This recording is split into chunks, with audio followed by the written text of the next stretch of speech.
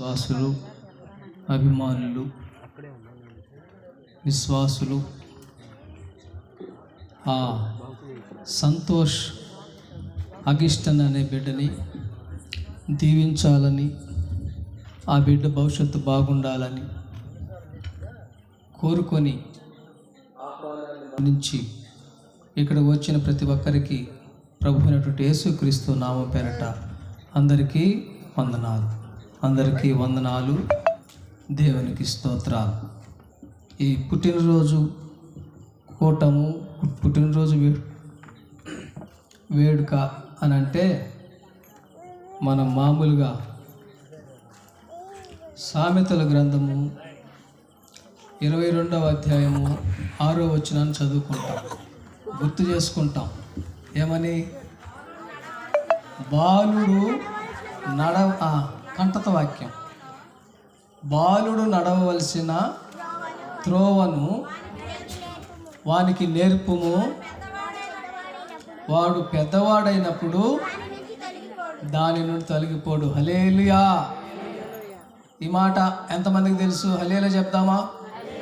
హల్లెలూయా. ఆ మాట ప్రకారంగా మన ఇంట్లో ఉన్న మన బిడ్డలకు మనం నేర్పిస్తున్నామా? ఇప్పుడు చెప్పాలి,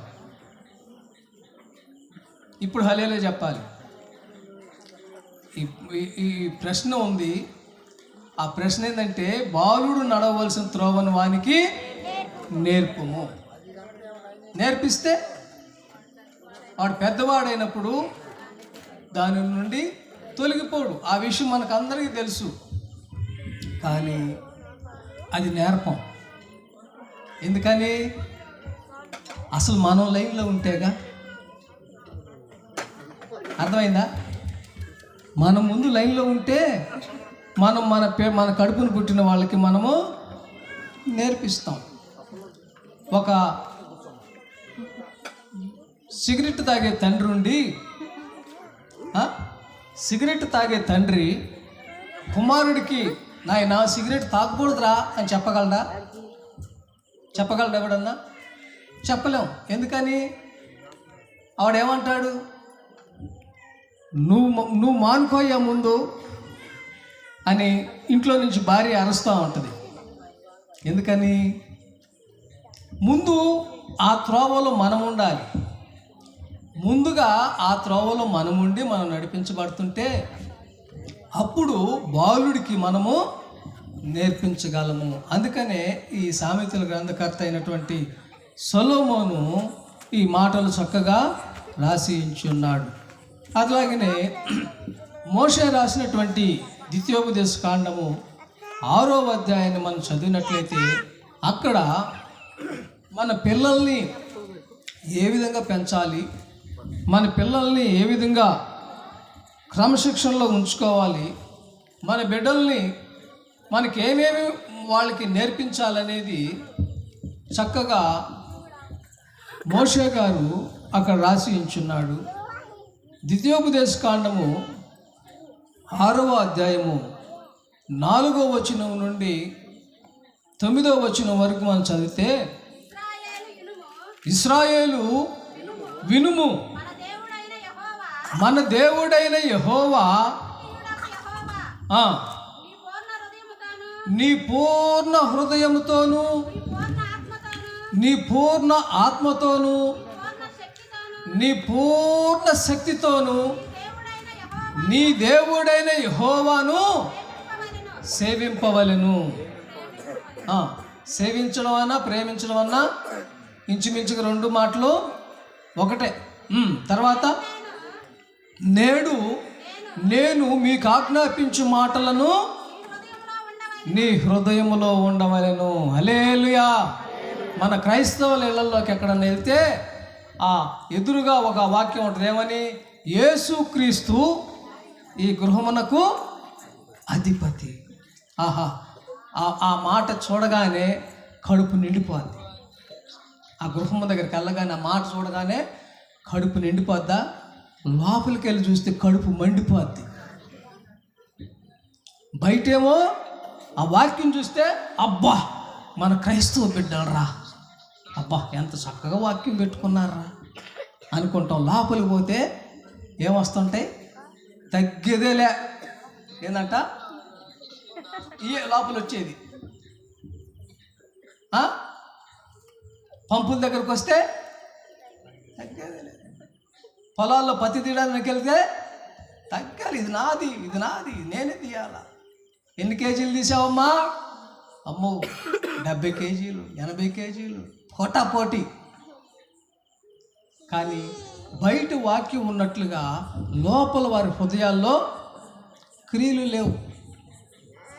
అందుకనే మోషే భక్తుడు రాసించిన మాట ఏంటంటే, నీ పూర్ణ హృదయంతో, పూర్ణ ఆత్మతో, పూర్ణ శక్తితో, ఇటు వేటిల్లో కూడా లోపం ఉండకూడదు. ఎలా ఉండాలా? పూర్ణం అంటే పూర్తిగా, సగం సగం కాదు. మన భక్తి, మన క్రియలు ఎలా ఉంటాయంటే కొంచెమే, ఏదో ఉన్నాం, ఏదో చేస్తున్నాం, ఏదో వెళ్తున్నాం అన్నట్లుగానే ఉంటుంది. కానీ అయితే పూర్ణంగా మనలో ఉండదు.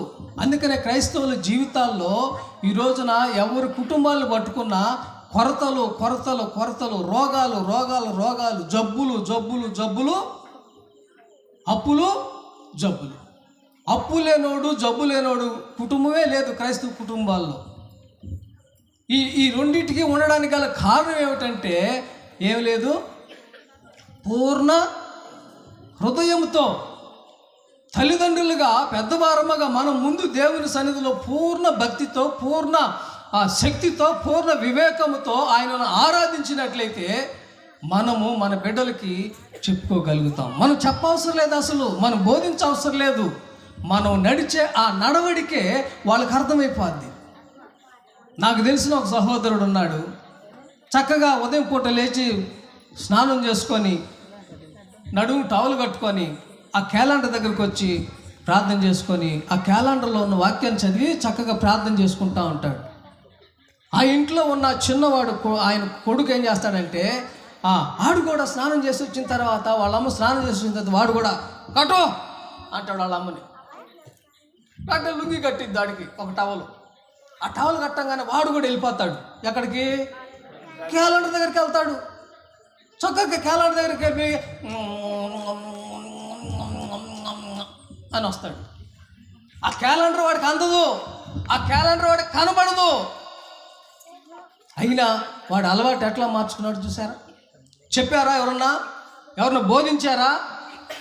వాళ్ళ నాన్న రోజు స్నానం చేస్తాడు, టవలు కట్టుకుంటాడు, వెళ్ళి చక్కగా క్యాలెండర్లో వాక్యాన్ని చదివి 2 నిమిషాలు అక్కడే ప్రార్థన చేసుకొని వస్తాడు. అది తన కుమారుడు చూస్తున్నాడు. చూసి ఏం చేస్తా ఉన్నాడు? అలాగే హల్లెలూయా, హల్లెలూయా. మన పిల్లలు కూడా చేస్తున్నారు. ఏమిటో తెలుసా? ప్రార్థనకు వస్తే ఏం చేస్తారు? మనం మాత్రం భక్తిగా కూర్చుంటాం, మన పిల్లలు మాత్రం గోలగోలు చేస్తుంటారు. పాస్టర్ గారు మొత్తుకోవాలి, రే వాక్యం అయిపోయి కూర్చో అమ్మా, ఆ పిల్లలు కొంచెం కంట్రోల్లో పెట్టుకోండి అమ్మ ఆ పిల్లలు మీ దగ్గర కూర్చోబెట్టుకోండి అమ్మా అని పాస్టర్ గారు అరుస్తూ ఉంటే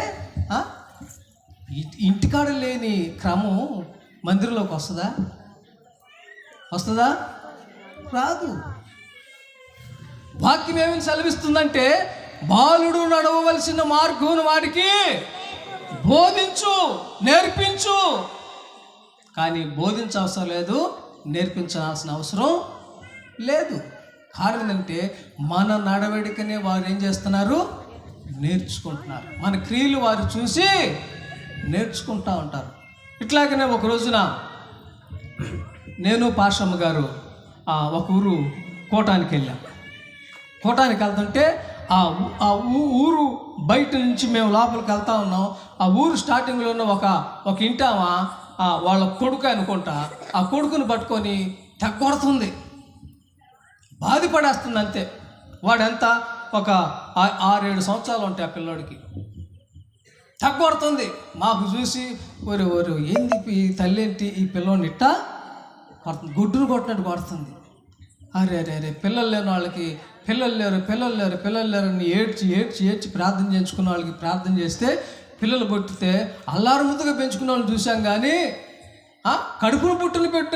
ఈ విధంగా కొడుతుంది ఏందని ఆమె దగ్గరికి వెళ్ళావో ఆగాని పక్కకు తీసా పొయ్యి. పక్కకు తీస్తే మీకు తెలియదులేండి అంటుంది. ఏందమ్మా తెలియదు, నేను పట్టుకున్నా కూడా మళ్ళీ కొడతాను అన్నీ వచ్చి. అప్పుడు ఆమె అంటది, ఎందుకు కొడుతున్నాను మీకు తెలుసా అంది. ఎందుకమ్మా, ఏందమ్మా పిల్లలు అట్టు కట్టుకుంటారంటమ్మా అని అంటే, వాడు ఏం చేశాడో తెలుసా అంది. ఏం చేశాడనంటే, వాడు బీడీ తాగుతున్నాడు. ఏం తాగుతున్నాడట? బీడీ. అరే 7 సంవత్సరాల పిల్లవాడికి బీడీ తాగాలని ఎట్ట తెలుసు, వాడికి అసలు బీడీ ఎట్ట దొరికింది అని అంటే, ఆ పనికి మాలినోడు, ఆ సచ్చినోడు ఇచ్చాడు. ఏ సచ్చినోడు? భర్తను ఏమంటుంది? ఆ సచ్చినాడు ఇచ్చాడు. వాడు పొయ్యి దగ్గరికి వెళ్ళి ఎలుగుచ్చుకోలేక వాడికి ఇచ్చి ఎలుగుచ్చుకొని రమ్మన్నాడు. ఒరే మీ నాన్న వెలిగించుకొని రమ్మన్నాడు అనుకో, నువ్వెందుకు తాగేవరా అంటే, అది ఆరిపోతుంది అన్నాను. ఏమన్నాడట? అది మధ్యలో వచ్చేసరికి ఆరిపోతుంది అన్నాడు. పిల్లోడు కదా, ఆ పొగ గొంతులో పోయి వాడు దగ్గి వాడు కళ్ళలోంచి నీళ్ళు వస్తుంటే వాడిని పట్టుకొని వాళ్ళమ్మ తెగొడుతుంది. చూసారా? ఆ ఇంటి యజమానుడు ఆ పొయ్యి దగ్గరికి వెళ్ళి ఆ బీడిని వెలిగించుకోలేక కొడుక్కి ఇచ్చాడు. ఒరే పొయ్యి ముట్టించుకొని తీసుకోనరా. సరే ఇంత బాగుంది, సరేలే వాడికి తెలియదులే అమ్మా అది ఇది అంటే, ఈ లోపల ఒక పెద్ద మనిషి వచ్చాడు. ఒక పెద్ద ఆయన వచ్చి మాకు ఈ గొడవ జరుగుతూ ఉంది. ఈ గొడవ జరుగుతూ ఉంటే ఒక పెద్ద ఆయన రచ్చబండి దగ్గర నుంచి అక్కడికి వచ్చాడు. అక్కడికి వచ్చి, ఏందమ్మా ఏంది గోళ అంటే వచ్చాడు. ఓహో పర్వాలేదే, ఈ ఊర్లో పెద్ద మనిషి ఉన్నాడే అనుకున్నాను నేను. అరండి ఏం జరిగింది అది చూటాను అనుకుంటా. ఏం జరిగింది అని ఆయన గోళ అయింది. ఇక మళ్ళీ మేము స్టార్టింగ్ నుంచి చెప్పాం ఇట్టారంటే ఆయన ఉండి అన్నాడు, ఒరే నాయనా వెంకటేశ్వరా బీడీలు తాగకూడదు నాయనా, సొట్ట తాగ నాయన అంటున్నాడు. ఏం తాగకూడదంట? బీడీలు తాగకూడదంట, సొట్ట తాగాలంట. సొట్ట మంచిది నాయన, బీడీ తాగకూడదయ్యా. ఒరే ఇప్పుడు దాకా పెద్ద మనిషి అనుకున్నానే, ఈ భలే పనికిమాల పెద్ద మనిషి లాగా ఉన్నాడే అనుకున్నా. అంటే ఆయన సుట్ట తాగుతాడంట. ఎప్పుడన్నా పొగాకు లేకపోతే వీడు తాగుతుంటే వీడి దగ్గర లాక్కొని తాగుదామని ఆయన ఆలోచన అయింది. చూసారా? ఆ చిన్నవాడు ఆ బీడీ తాగడానికి కారకుడు ఎవరయ్యారు? తండ్రే చెప్పిన పని కుమారుడు చేస్తుంటే తల్లి ఏం చేసింది? పట్టుకొని భర్త. నా ప్రియమైన దేవుని బిడ్డలారా, వాక్యం సెలవిస్తుందంటే బాలుడు నడవలసిన మార్గం వానికి బోధించాల్సిన అవసరం అయితే లేదు, మనం క్రియలు చూపించాలి. తల్లిదండ్రులుగా బిడ్డలుగానైనా మన జీవితాల్లో బిడ్డల పరిస్థితులు బాగుపడాలంటే మనం వారి ఎదుల క్రియలు కలిగి ఉండాలి. ఏమిటా క్రియలు అని అంటే భయభక్తులు కలిగి ఉండాలి. హల్లెలూయా. మనం ఆరాధిస్తున్న మన దేవుని యందు మనము భయభక్తులు కలిగి ఉన్నట్లయితే నిత్యముగా ఆ భయభక్తులు వారు నేర్చుకుని వాడు పెద్దవాడైనప్పుడు దానిలో నుండి తొలగిపోక నిత్యముగా వాడు దేవుని కృపకు పాత్రులుగా మార్చబడతారు. హల్లెలూయా. మన సజీవుడైన దేవుని ఆరాధిస్తున్న బిడ్డలమైన మనము మన బిడ్డలు ఎలాంటి వారంటే పరాక్రమం కలిగిన బలాఢ్యులు. మనం ఎవరన్నారు ఈ మాట? ఆకాశం నుండి దిగి వచ్చిన ఒక దేవదూత అంటున్నాడు, ఏమని? పరాక్రమం కలిగిన బలాఢ్యుడా. ఎవరా బలాఢ్యుడి పేరు? గిద్యోను. హల్లెలూయా. ఆ గిద్యోను అంటున్నాడు, అయ్యా నువ్వు అన్న మాట ఏమిటి? నా బ్రతికేమిటి? మా బ్రతికేమిటి? ఇదిగో మిద్యానీయులకు భయపడి ఈ గాలుగు చాటుకొచ్చి 4 గింజలు రాల్చుకొని వాటిని దులుపుకొని వాటిని పిండి చేసుకొని కాస్త రొట్టె చేసుకొని తిని బతుకుదామని వచ్చానయ్యా, కడుపు కాలుతుంటే. మేం బలాఢ్యులం ఎలా అవుతాం అని ఆ దేవదూతతో సమాధానం చెప్తా ఉన్నాడు. ఆ దేవదూత సమాధానం చెప్తా ఉంటే దేవదూత అంటున్నాడు, లేదు నువ్వు పరాక్రమం కలిగిన బలాఢ్యుడు. పరాక్రమ కలిగిన బలాఢ్యుడు. అవునా? ఆ మాట ఎప్పుడో నేను మా పితరులు చెప్తుంటే విన్నాం. మా పితరుల దేవుడంట, ఆయన పేరు యెహోవా దేవుడట. ఆయన ఎర్ర సముద్రాన్ని చీల్చి ఆరిన నేలన మా పితరులను నడిపించాడంట. మారాని మధురముగా మార్చిన దేవుడంట. ఆయన మమ్మల్ని ఏం చేశాడు? ఇప్పుడు చెయ్యి విడిచిపెట్టేశాడు. ఎందుకని విడిచిపెట్టాడు? ద్వితీయోపదేశ కాండంలో ఏమని రాయబడి ఉంది? నా పూర్ణ హృదయముతో నీ పూర్ణ ఆత్మతో ఆయనను సేవించాలని ఉంది. మరి సేవించారా? సేవించలేదు. అందుకని పోబట్టి వారు ఎవరికి చేతులు పడిపోయారు? మిద్యానుల చేతులు పడిపోయారు. హల్లెలూయా. అక్కడ ద్వితీయోపదేశంలో రాయబడిన మాట ఏంటంటే, ఆ వాక్యాన్ని బయటకు వచ్చినప్పుడు, లోపలికి వచ్చినప్పుడు, ఇంట్లో కూర్చున్నప్పుడు, నువ్వు లేచినప్పుడు వాటి గురించి మాట్లాడుకోవాలి, వాటి గురించి డిస్కషన్ చేసుకుంటా ఉండాలి, వాటిని అభ్యసించాలి, నీ కంఠభూషణంగా వాటిని ధరించుకోవాలి, నీ బాసికలుగా వాటిని కట్టుకోవాలి. దేవుడు వాక్యాల్ని ఆభరణంగా ధరించుకోమంటే ఈ రోజున మనోళ్ళు ఏం చేస్తున్నారు తెలుసా? బంగారు ఆభరణాలు ధరించుకుంటున్నారు. పోటీలు పడి కష్టపడి ఏం సంపాదించుకుంటున్నారు? నొసటిన బాసికముగా ఆయన వాక్యాన్ని ధరించుకోవాలి, కంఠానికి ఆయన వాక్యాన్ని హారముగా ధరించుకోవాలి, అవి మనసులో దాచుకోవాలి, బయటకు వచ్చినప్పుడు చూసుకోవాలి, లోపలికి వచ్చినప్పుడు వాటిని చూడాలి. వాటి గురించి పెద్దలతో నలుగురు కలిసినప్పుడు ఆ దేవుని కార్యాల గురించి మనం ఏం చేయాలి? చెప్పుకుంటా వివరించుకుంటా ఉండాలి. హల్లెలూయా. అలా ఉండమంటే ఆ విధంగా ఉండకుండా వారు దేవునిని మరిచిపోయి వారి ఇష్టానుసారంగా జీవించడం ద్వారా ఆ కొన్ని తరాల వారు మిద్యానీయులకు ఏమైపోయారు? బానిసలు అయిపోయారు. న్యాయాధిపతుల గ్రంథము 6వ అధ్యాయము 12వ వచనం చదివితే అక్కడ పరాక్రమ కలిగిన బలాఢ్యుడు అన్నప్పుడు ఆయన చెప్తున్న మాట ఏమిటో చూద్దామా? యెహోవా దూత అతనికి కనబడి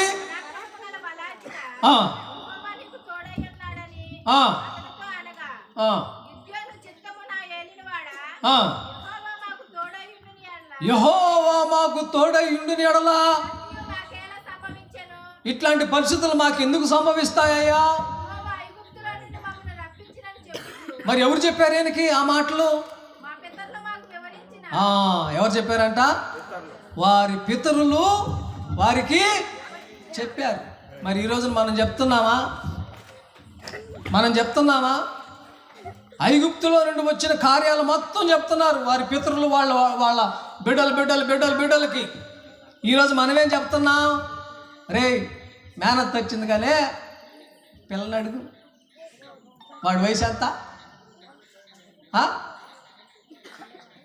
3 సంవత్సరాలు ఉంటాయి పిల్లడు.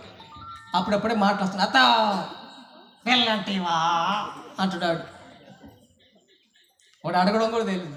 సరే, ఆ అత్తకి 3 పిల్లకాయలు ఉంటారు. ఏకోతం చేసుకుంటావురా అంటది. పిల్లలేవా అని అనిపిస్తుంటారనమాట. వాడు నిజంగానే పెద్ద అయిన తర్వాత 3 చేసుకుంటాడు. వాడు 3 లైన్లో పెట్టేస్తాడు. ఎందుకని? ఈ పెద్దవాళ్ళ ఆలోచనలే ఆ విధంగా ఉన్నాయి, ఈ పెద్దవాళ్ళ నడిపింపే ఆ విధంగా ఉంది. కనుక ఆ లేత మనసులో, ఆ లేత హృదయంలో వాడికి ఏం పడిపోయింది? అత్త కూతుర్ని చేసుకోవాలి. ఒకదాన్ని కాదు, 4 గదిలించాలి.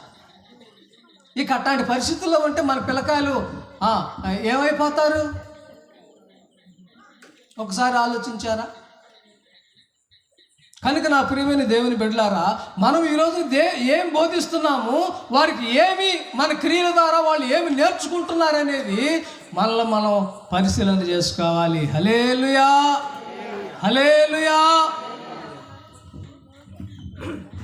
కనుక బాలుడు నడవవలసిన మార్గమున వానికి మనము నేర్పించాలి. సరే, ఈ గిద్యోను మంచి మాటే చెప్పాడు. కానీ గిద్యోనులో ఉన్నటువంటి ఆ లోపం ఏమని కనపడుతుందో తెలుసా? సాక్షాత్తు దేవదూతే ఆకాశం నుండి దిగివచ్చి పరాక్రమం కలిగిన బలాఢ్యుడా అని సంబోధించి, ఇదిగో ఇశ్రాయేలుని మీ చేతికి మిద్యానీయుల దేవుడు అప్పచెప్తాడు అని చెప్తే ఆయన సమస్య ఏంటో తెలుసా? డౌట్.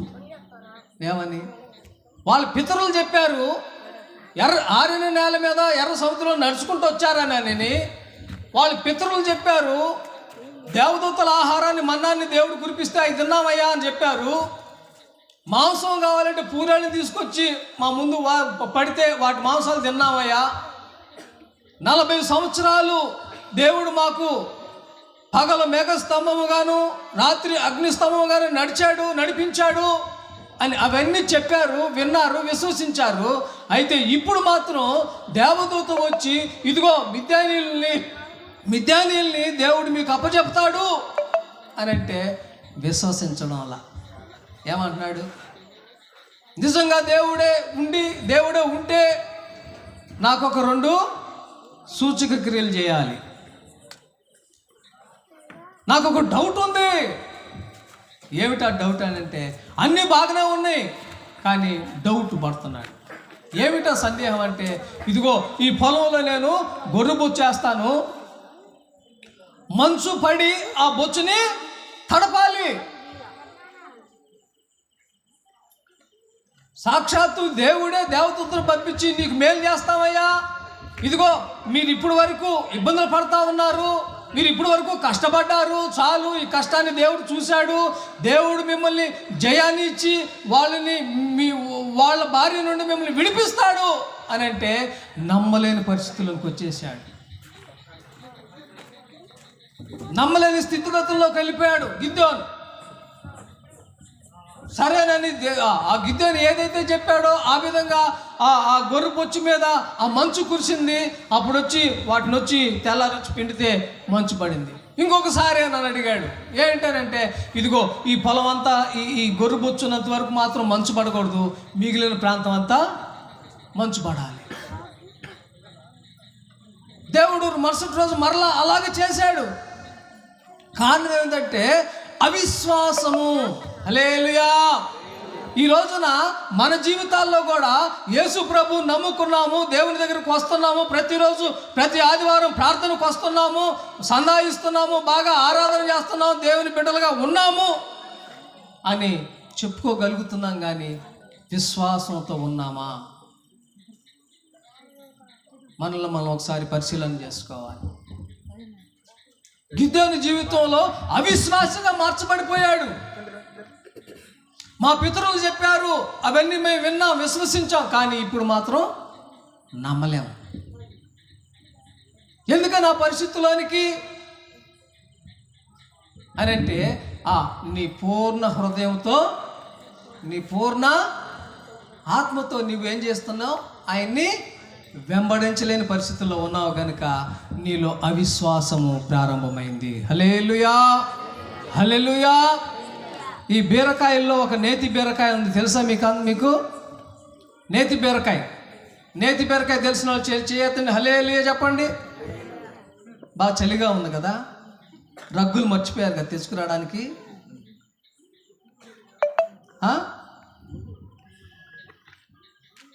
బాగా చలికి చెయ్యి కూడా ఎత్తలేకపోతున్నారు. హల్లెలూయా. నేతి బీరకాయ తెలిసిన వాళ్ళు చేతి చెప్పండి, హల్లెలూయా. పేరేంటి దాని పేరు? నెయ్యి ఉంటుందా? విశ్వాసులు అది ఉందా? ఏంది పేరేంటి?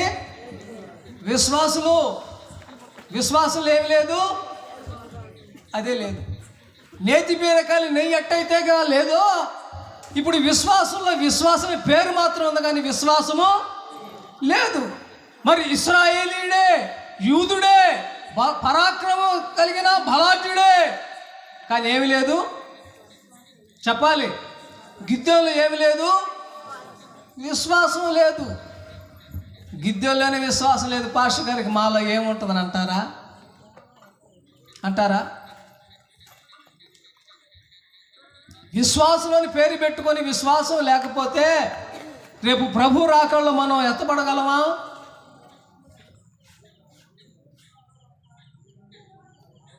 ఛాన్సే లేదు.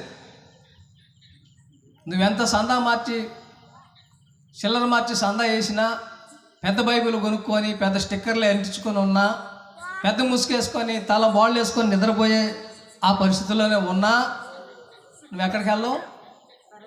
పరలోక రాజ్యానికి వెళ్ళవు. టికెట్ లేనట్టే. మరి బాలుడి విషయం మనం ఈ రోజున చెప్పుకుంటా ఉన్నాం. వాడిని నడిపించాలి నడిపించాలి నడిపించాలి. ఎక్కడికి నడిపించాలి? వాడు నడవలసిన. మరి మన నడకేంటి? మనం ఏమని నడుస్తున్నాం? మనం నడిస్తే మన వెనక మన పిల్లలు నడుస్తారు. ఒకరోజున ఒక ఆయన ఒక ఆవు దొండు తోలుకొని వెళ్తూ ఉన్నాడు. ఒక నది అడ్డు వచ్చింది. అడ్డు వస్తే ఆ ఆవుని ఎంత దాగుతున్నా నది దాటి వెళ్ళడంలా. ఈ లోపల ఒక ఆయన వచ్చి ఒక సలహా చెప్పాడు. ఆ ఆవును ఎత్తుకొని పోయి ఆ దరికి వెళ్ళిపోదామని ప్లాన్ చేస్తుంటే ఆవు అవి వీలు పడట్లా. అప్పుడు ఆ పెద్ద ఆయన చెప్పాడంటే, ఇదిగో ఇంత సింపుల్ లాజిక్ ఎట్ట మర్చిపోయావు నువ్వు? ఆ దూడని ఎత్తుకొని అవతలకి వెళ్ళిపో అన్నాడు. ఆ దూడని ఎత్తుకొని పోయి అవతలు పెట్టి మళ్ళీ ఆవు కోసం మళ్ళీ రమ్మంటారా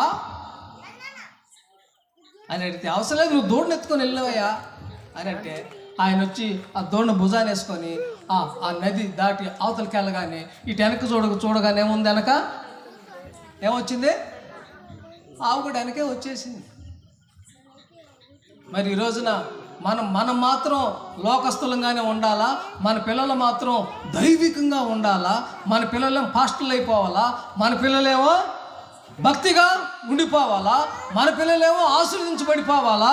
చదువుల్లో ఆశీర్వదించబడిపోవాలా?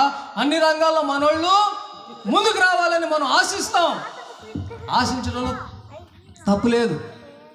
కానీ ఆ ఆశకు తగినట్లు జీవితం పెద్దవాళ్ళంగా మనం ముందుకి నడవాలి. హల్లెలూయా. ఎప్పుడైతే మనం ముందుగా నడుస్తామో ఆ బాటలో ఆ దారిలోని వారు కూడా వస్తారు. హల్లెలూయా హల్లెలూయా. పరాక్రమం కలిగిన బలాఢ్యుడి విషయంలో అవిశ్వాసంతో ఉన్నాడు. మరి బాలుడికి మనం నేర్పించాలంటే ముందుగా మనం నేర్చుకోవాలి. 2వ తరగతి చదివిన ఒక అమ్మాయి ఏమన్నది తెలుసా? ఇంకా చదువుకోమ్మా, నువ్వు టీచర్ లాగా మారవచ్చు, బాగా చదువుకుంటా అంటే, నేను 2 చదివాను, మా తమ్ముడికి నేను టీచర్గా ఉంటానంటుంది. ఏముంటుందంట?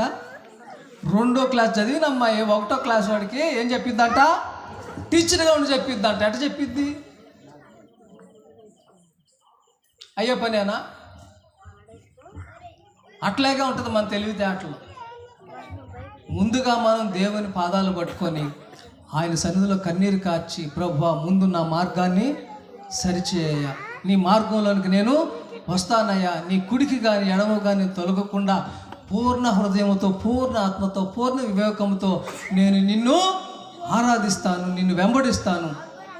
నన్ను, నా కుటుంబాన్ని, నా బిడ్డల్ని, నా భర్తని, నా ఇరుగు పొరుగు వారిని, నా కుటుంబస్తులందరినీ కూడా ఈ మార్గంలోనికి నడిపించాయా అని ఆ మార్గంలో నడవగలిగితే ఈ రాత్రికాల సమయంలో దేవుడు నీ తీర్మానాన్ని స్థిరపరిచి ఆయన ఒక ఉన్నతమైనటువంటి ఆ ఉద్దేశాలతో కలిగి ఆయన ఈ రోజున నీతో మాట్లాడుతూ ఉన్నాడు. హల్లెలూయా. బైబిల్ గ్రంథంలో నుండి ఇంకొక వ్యక్తిని కానీ మనం గమనించినట్లయితే, ఆయన విషయాల్లో మనం గమనించినట్లయితే ఆయన నాజీరు చేయబడినటువంటి వ్యక్తిగా ఉన్నాడు. ఎవరైనా ఆయన పొట్టలో పడకముందే దేవదూత వచ్చి ఏం చెప్పాడు? నేను నిన్ను ఏర్పాటు చేసుకున్నాను, నువ్వు ఒక కుమారునిగా అంటావు, వాడికి ఈ పేరు పెడతావు, వాడి ఆ తల మీద మంగళ కత్తి వేయకుండా, నువ్వు ద్రాక్షారసం తాగకుండా జాగ్రత్తగా వ్రతపృత్తుడుగా వాడిని పెంచు అని చెప్తే వాడిని బాగా పెంచాలి. బాగానే ఉంది. సంసోను, బైబిల్ గ్రంథంలో సంసోన్ అంత బలవంతుడు ఎవరు ఉన్నారా? సంసోన్ అంత బలవంతుడు మరొకడు లేడు. కానీ సంసోన్ అంత వీక్నెస్ కలిగినాడు ఇంకెవరు ఉన్నారా? లేడు. పేరుకి ఎలాంటి వాడు? బలవంతుడు. ఇట పట్టుకొని ఆ స్తంభాన్ని అట వాటేసుకొని 2 వాటలు వేసుకొని అట డిదిలిచ్చి అటు పడేస్తాడు. ఒక పెద్ద దేవాలయాన్ని పడేశాడు. ఆఖరుగా 1000 మంది చచ్చారు. అంత బలవంతుడే. కానీ చిన్న విషయంలో ఎలా అంటాడు? ఓ చిన్న విషయంలో ఎలా అంటాడు? బలహీనుడు అంతే. మన కులం అమ్మాయి కాదు, మన దేవుణ్ణి ఆరాధించే అమ్మాయి కాదు, మన ఊరు అమ్మాయి కాదు, మనకు సంబంధించిన అమ్మాయి కాదు. కానీ వారి పల్లెల్లో అటు పోతా ఉన్నాడు. ఆమెను చూశాడు, ఇక తట్టుకోలేక వచ్చేసాడు. వాళ్ళ అమ్మోళ్ళ దగ్గరికి వచ్చి, ఇదిగో పలానా ప్రాంతంలో పలానా ఊరిలో నేను అమ్మాయిని చూసా, నాకు చేయండి. వాళ్ళ అమ్మ నాన్నోళ్ళు అంటున్నారు, వద్దు నాయనా, మన సాంప్రదాయం కాదయ్యా, మన అమ్మాయి కాదయ్యా, మన పద్ధతులు కాదయ్యా, వద్దయ్యా అని అంటున్నా. లేదు లేదు, నేను అమ్మాయిని చూసి వచ్చాను, మీరు వెళ్ళి చేయాల్సింది. బలవంతుడే పేరుకి, కానీ బలహీనుడు. ఈ రోజున మనం కూడా బలవంతులమే. ఏ విషయాల్లో? కొన్ని విషయాల్లో, దేవునికి ఇచ్చే విషయాల్లో, కొన్ని విషయాల్లో మనం ఎలాంటి వాళ్ళమే? Correct, perfect. కానీ కొన్ని విషయాల్లో ఎలా ఉన్నాం? బలహీనులుగా ఉన్నాం. ఆ బలహీనలో ఏ విషయాల్లో బలహీనలు ఉన్నారో మనకు తెలుసు. ఒకళ్ళు ఏలెత్తి చూపించాల్సిన అవసరం లేదు.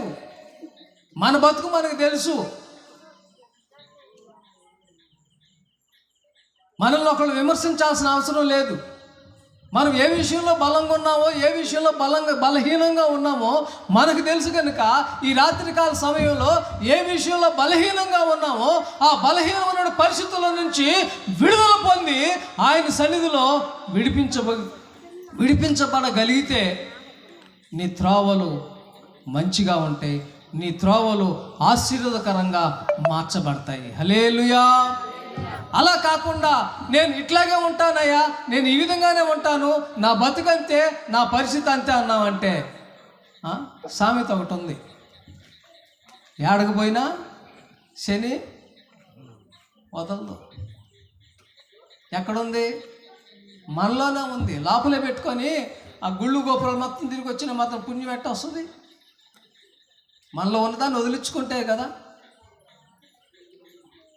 సంఖలో పిల్లిని పెట్టుకొని ఊరంతా తిరిగి ఏది అని అంటే ఎక్కడ ఉంటుంది? సంఖలోనే ఉంటుంది. అట్లాగనే అపవిత్రమైన కార్యక్రమాలు, దేవునికి అయిష్టమైన కార్యాలన్నీ మనలో పెట్టేసుకొని దిగయ్యా, దింపయ్యా, ఆశీర్వదించయ్యా, దించయ్యా అంటే ఏం దిగిద్ది? తెల్లారి దాకా నువ్వు దించమన్నా దిగేదేమి లేదు. కనుక నా ప్రియమైన దేవుని బిడ్డలారా, సంసోను విషయంలో చూడడానికి బలవంతుడే, కానీ ఆయన కళ్ళు ఎలా ఉన్నాయి? వాక్యం ఏమని సెలవిస్తుంది? యోహాను పత్రిక 2వ పత్రికలో లోకంలో ఏమున్నాయంట? శరీరాశ, నేత్రాశ, జీవపుటం. నేత్రాశలో పడిపోయాడు. కొందరు జీవపుటంలో పడిపోతుంటారు, శరీరాశల్లో పడిపోతూ ఉంటారు. కొన్ని విషయాలు మనం బలంగా, దృఢంగా, విశ్వాసంతో బాగా ఉంటాం, కానీ కొన్ని విషయాల్లో పడిపోతూ ఉంటాం. కనుక ఈ రాత్రికాల సమయంలో మనం ఏ విషయంలో పడిపోతున్నామో, ఏ విషయాల్లో మనం ఇదిగా ఉంటున్నామో మనల్ని మనం పరిశీలన చేసుకొని మన బిడ్డలకి చెప్పుకునే దానికి ముందుగా మనం ఏం చేసుకోవాలి? ముందు మనం సరి అవ్వాలి, మనం సరి చేయబడాలి. ఎప్పుడైతే సరి చేయబడతామో అప్పుడు ఆటోమేటిక్గా మన బిడ్డలు మనల్ని ఫాలో అవుతూ ఉంటారు. కనుక నా ప్రియమైన దేవుని బిడ్డలారా, సామెతల గ్రంథంలో మొట్టమొదటిగా మనం చదువుకున్నట్లుగా బాలుడు నడవలసిన త్రోవను వానికి నేర్పుము, పెద్దవాడైనప్పుడు దాని నుండి తొలగిపోడు. మాటలు బాగానే ఉంటాయి, చక్కగానే ఉంటాయి, కానీ ఆచరించే దగ్గరకు వచ్చినప్పటికే అవి చాలా కఠినంగా, చాలా చేదుగా ఉంటాయి. కనుక నా ప్రియమైన దేవుని బిడ్డలారా, మనం ఈ రోజున ఒక దీవెనకరమైన బిడ్డలంగా, దీవెనకరమైన ఆశీర్వాదాలతో మనము మన బిడ్డలు ఒక ఉన్నతమైన స్థితిలోనికి మనం రావాలంటే, క్రైస్తవులైన బిడ్డలు ఎలాంటి వారంటే పరాక్రమ కలిగిన బలాఢ్యులు. మనం కానీ మన బిడ్డలు కానీ బలవంతుని చేతిలోని బాణం వంటి వారు మన బిడ్డలు. ఒక నీరసం ఉన్నవాడి చేతిలో బాణం ఇచ్చి కొట్టరా అంటే అడ్డు కొడతాడు, ఇక్కడి నుంచి వేస్తే అంత దూరం కూడా. అదే బలవంతుడి చేతిలో ఉంటే ఎక్కడికైతే కొట్టాలనుకుంటున్నాడు అక్కడికి గురి తప్పకుండా వెళ్ళిపోద్ది. ఆ బలవంతుడే మన ప్రభు అయినటువంటి యేసుక్రీస్తు. ఆ బలవంతుడైనటువంటి యేసుక్రీస్తు చేతుల్లో మన బిడ్డలు బాణాల వలె ఉండాలి. మన బిడ్డలు బాణాల వలె ఉండాలని అంటే ముందుగా మనం ఆయన మార్గాల్లో నడిచే వారంగా ఉండాలి. నడవడం అంటే ఎలాగా ద్వితీయోపదేశ కాండంలో చదువుకున్న మాట ప్రకారంగా పూర్ణ హృదయముతోనూ, పూర్ణ ఆత్మతోనూ, పూర్ణ శక్తితోనూ దేవుడైన యెహోవాను ప్రేమించవలెను. ప్రేమించాలి, సేవించాలి. ఇవి రెండు చేసినట్లయితే నిశ్చయముగా మనం చెప్పుకున్నట్లుగా మనము మన బిడ్డలు బలవంతుని చేతిలోని బాణం వలె మార్చబడతాం. ఈ బాణం ఐఏఎస్ చదవాలా, చదివేస్తాడు అంతే. డాక్టర్ అవ్వాలా, అయిపోతాడు. ఎందుకని? బలవంతుని చేతిలో ఉంది బాణం. ఏమవ్వాలా? ఈ బిడ్డ డాక్టర్ అవ్వాలయ్యా, వేస్తున్నా పో డాక్టర్, వేస్తే వెళ్ళిపోవడం, డాక్టర్కి వెళ్ళిపోవాలా. పోలీస్ ఆఫీసర్ అవ్వాలా, అయిపోవాలి. ఎందుకని? ఈ బాణం ఎవరి చేతిలో ఉంది? దేవుని చేతిలో ఉంది, బలవంతుని చేతిలో ఉంది. కనుక గురి తప్పదు. అయితే మనం ఏం చేయాలంటే ఆయన సన్నిధిలో, ఆయన త్రోవల్లో మనం నడవాలి, నడిపించబడాలి. మన బిడ్డలను కూడా మనము నడిపించే వారంగా ఉండాలి. రాత్రికాల సమయంలో చక్కగా ఈ చలికి కూడా వచ్చి మంచిగా ఈ మాటలు వింటున్న ప్రతి ఒక్కరికి వందనాలు చెప్పుకుంటూ ఈ మాటలు ముగిస్తూ ఉన్నాను.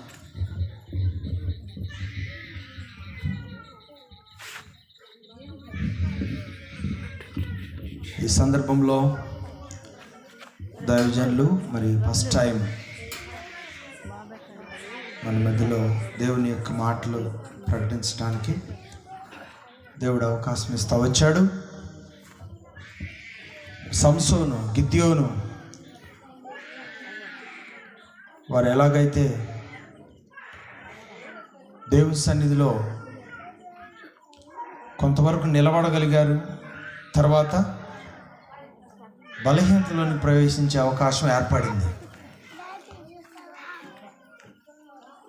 మనము బాల్య దశ నుండి యవన దశ వరకు, అక్కడి నుంచి వృద్ధాప్య దశ వరకు, జీవితంలో ఈ లోకంలో ఉన్నంత వరకు కూడా నమ్మకముగా బ్రతకటానికి పునాది బాల్య దశ. అందుకే మరి బాలుడు నడవలసిన త్రోవను వానికి నేర్పుము, పెద్దవాడైన తర్వాత ఆ త్రోవలో నుండి తొలగిపోడు అని ఇచ్చినటువంటి దేవుని మాటలు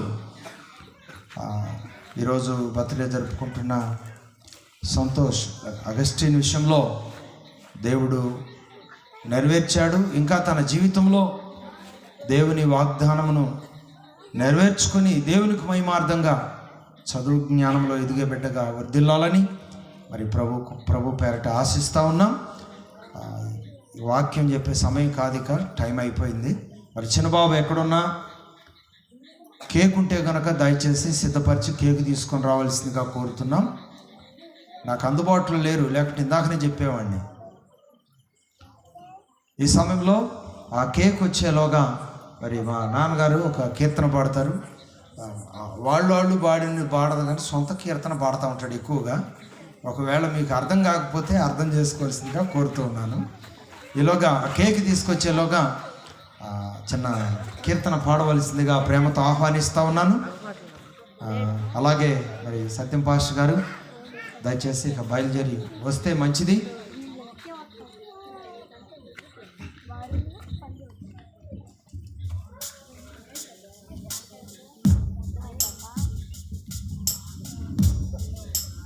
టేబుల్ కూడా కావాలి.